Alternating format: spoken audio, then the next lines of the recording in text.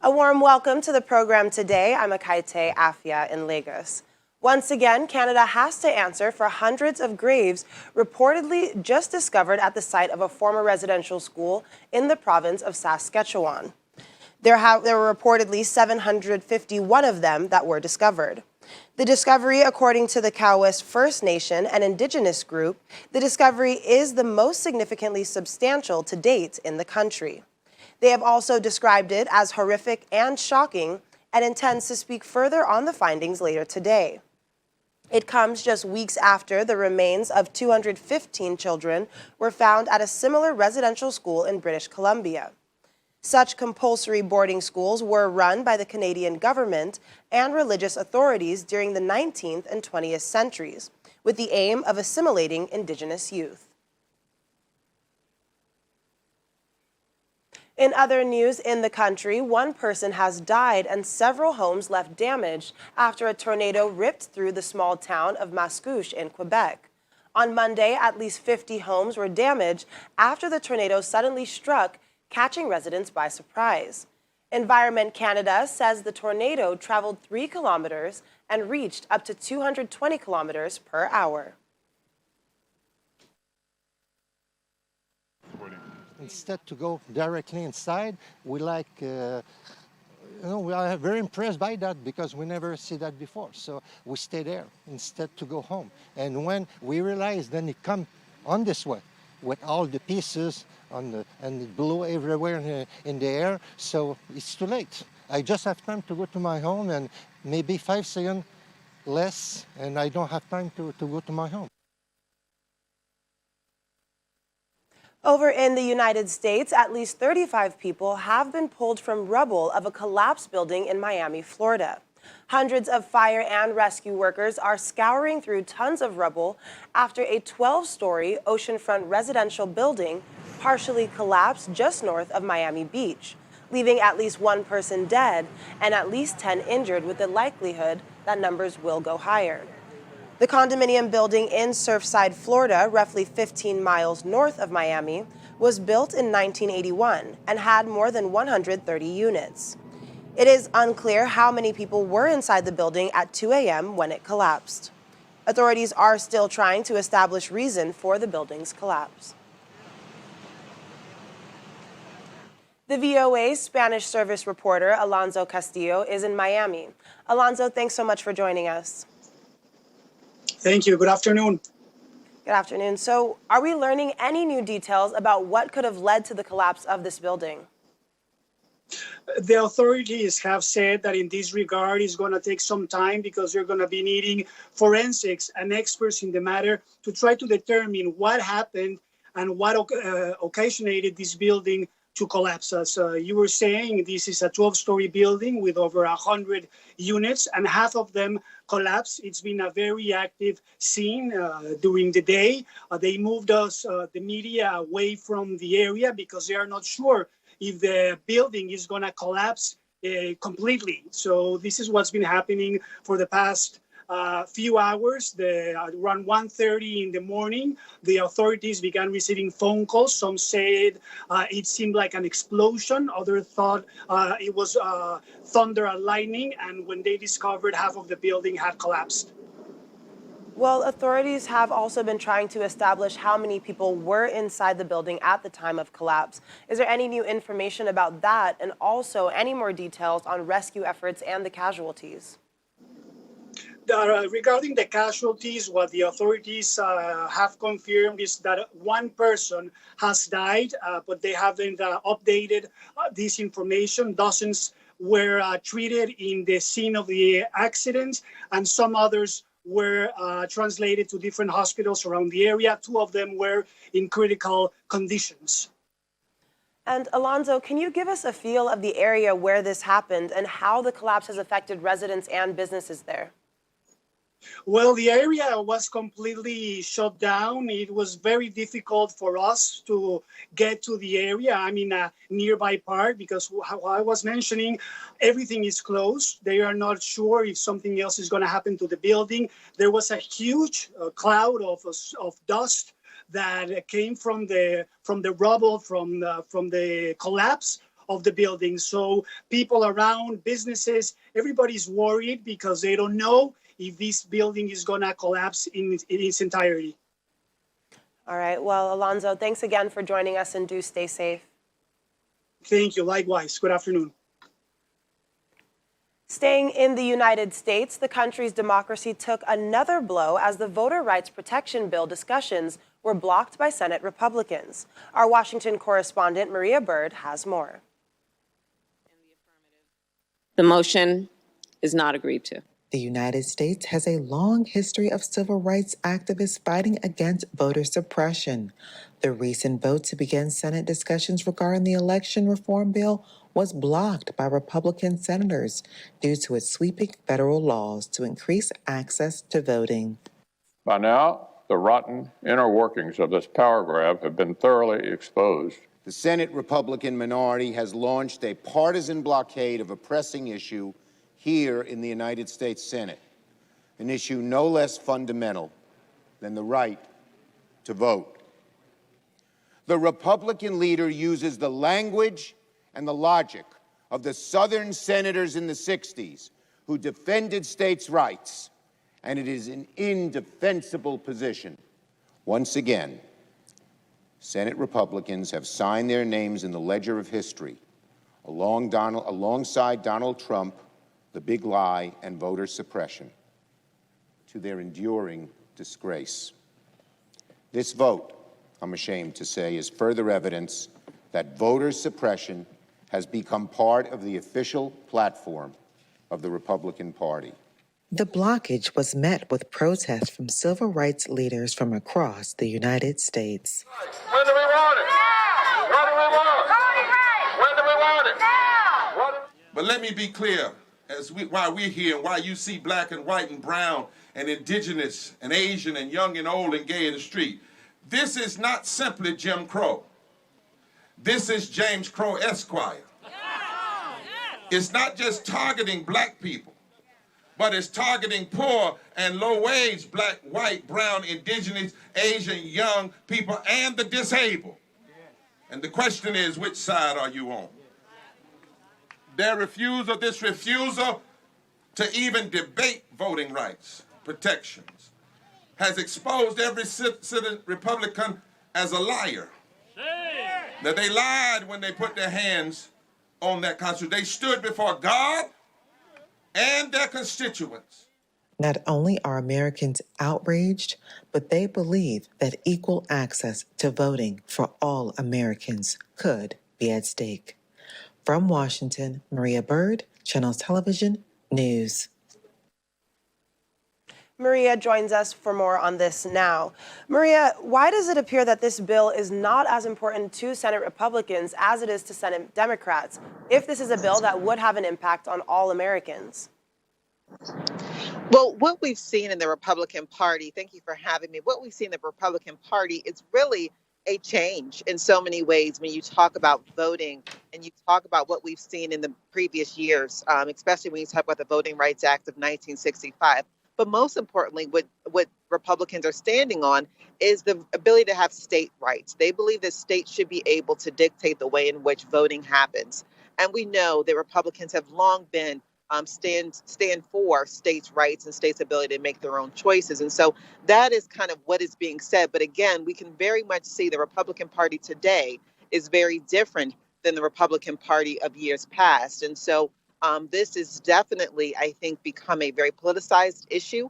And it is becoming a very Democratic and Republican issue when we know that voting rights issues have traditionally just been an issue that has been addressed from both parties. And oftentimes you will have not only Democrats, but Republicans supporting rights and the protection of voting in the U.S. Well, among those protesting against Senate Republicans' action is civil rights activist Reverend Jesse Jackson. He was arrested alongside the Reverend William Barber II at the protest. Were they the leaders of these protests? And how, once again, is this reflecting on the Black community in the United States under the spectrum of the political awakening in America today? Well, we know that the Black community obviously has for a long time been victim to voter suppression. And so obviously that has been a key point here. But as you heard in the piece, and as we know that voter protection not only addresses the African American community, but it's across the board for every American. These voter rights protection issues are looking at absentee ballots for individuals that could be overseas or out of state when voting happens. It also looks at the issues around disability. It looks at very fundamental protections around someone that might need water if they're standing in long lines when they are going to vote. So this is not a race issue. This is really an issue of being able to protect the right to vote for every American, and specifically those who are oftentimes in the communities that their jobs might not allow them to get off of work at times when voting happens. And so they need to have extended hours. And so this is really an issue of being able to provide access for voting to all people.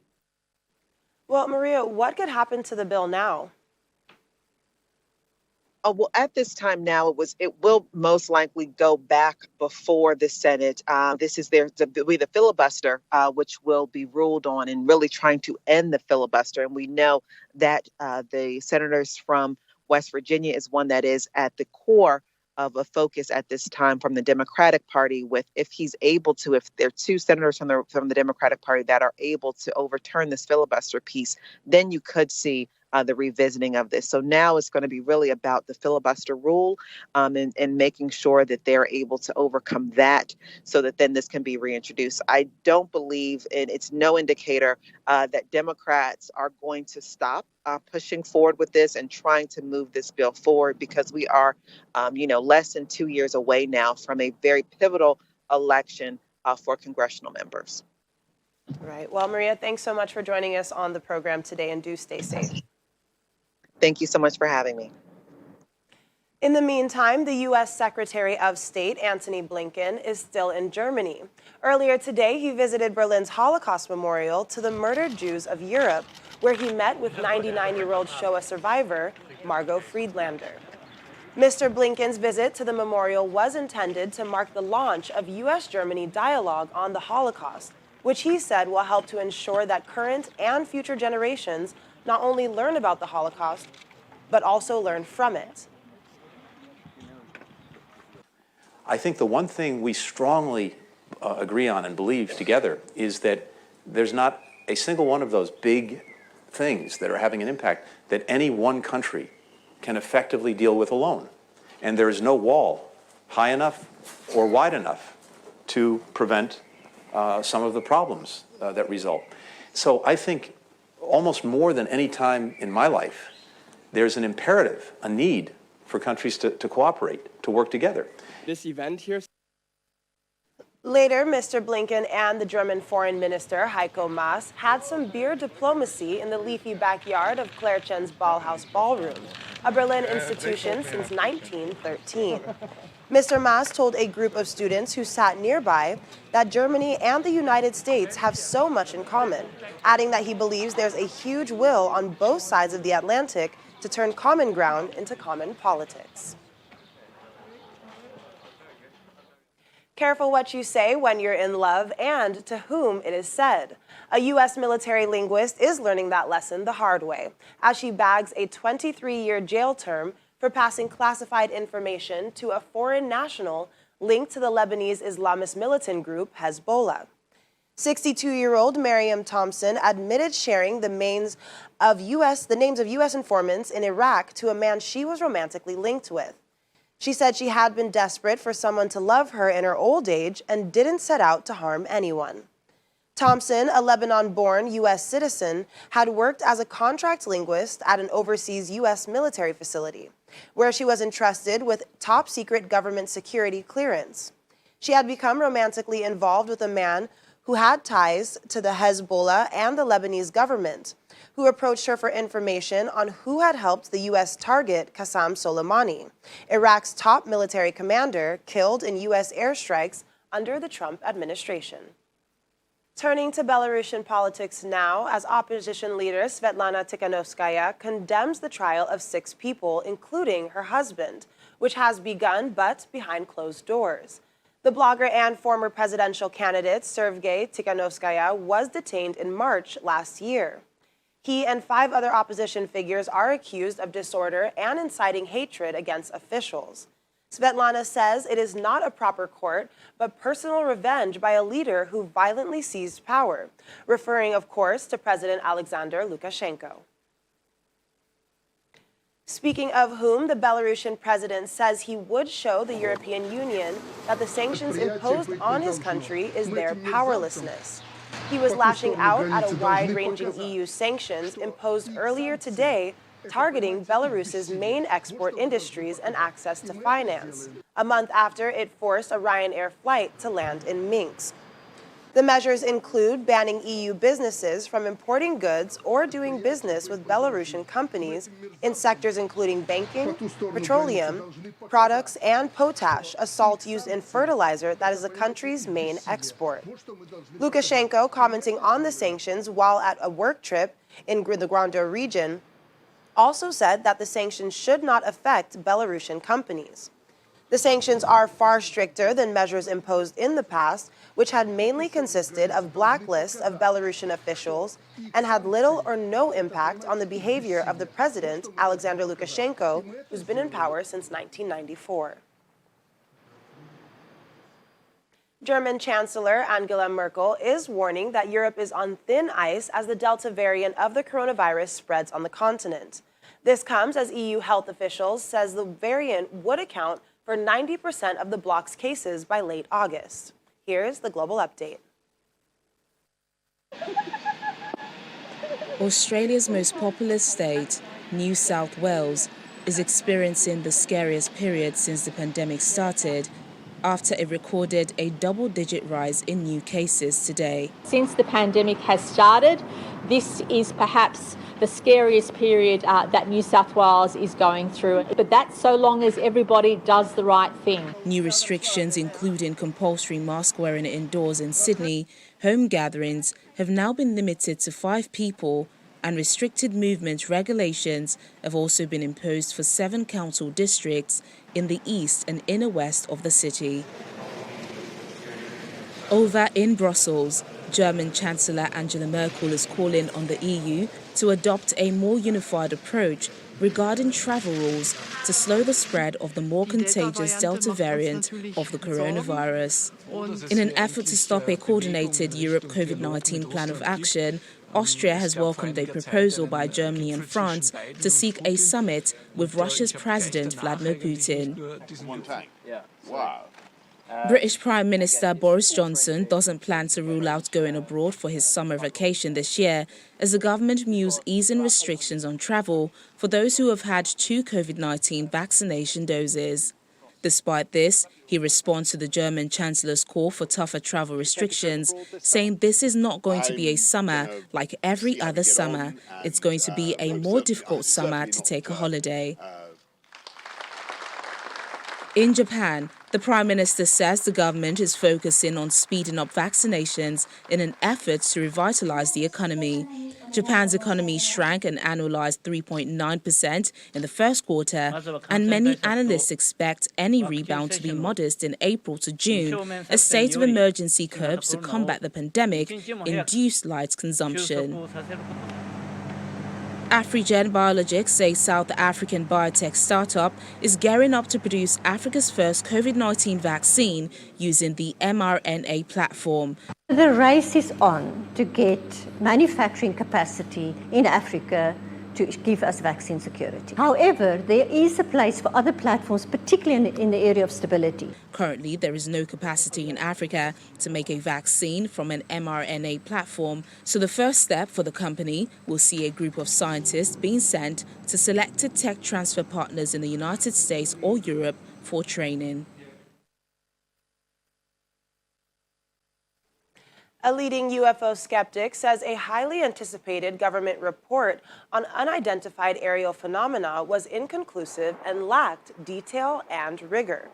Public fascination with unidentified flying objects has been stoked in recent weeks by the forthcoming report, with UFO enthusiasts looking forward to revelations about unexplained sightings many believe the government has sought to discredit or cover up for decades. According to a scientific researcher, the excitement may be premature because the unclassified report is expected to have a classified annex, the details of which will not be disclosed to the public.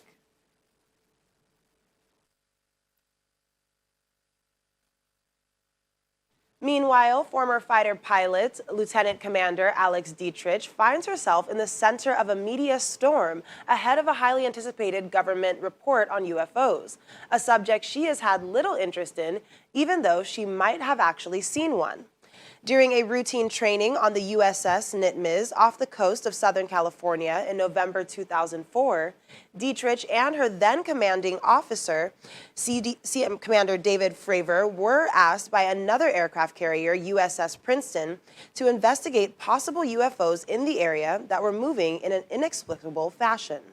A video recording of what Dietrich and Fravor saw that day, now popularly known as the Tic Tac video, will be part of the upcoming government report, along with 2 other declassified videos shot aboard U.S. Navy fighter jets in 2015 that purportedly show UFOs or unidentified aerial phenomena. We noticed something in the water that seemed to be disturbing the water or making it churn.